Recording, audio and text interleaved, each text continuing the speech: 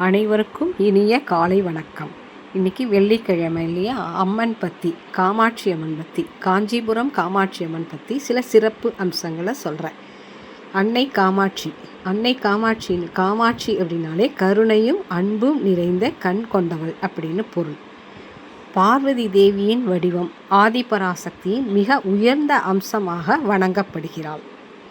பார்வதி தேவி ஈசனை அடைய இந்த தலத்தில் தவமிருந்து அருள் பெற்றதாக வரலாறு கூறுகிறது.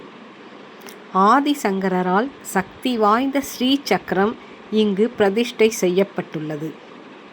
பண்டாசுரன் என்ற அசுரனை வதம் செய்த வரலாறு இந்த தலத்துடன் தொடர்புடையது. ஒவ்வொரு நாளும் 4 கால பூஜைகள் இங்கு நடத்தப்படுகின்றன. பௌர்ணமி அன்று சிறப்பு வாய்ந்த பூஜைகள் இங்கு நடத்தப்படுகின்றன. இக்கோவிலின் தல விருட்சம் செண்பக மரம். தீர்த்தம் பஞ்சகங்கை.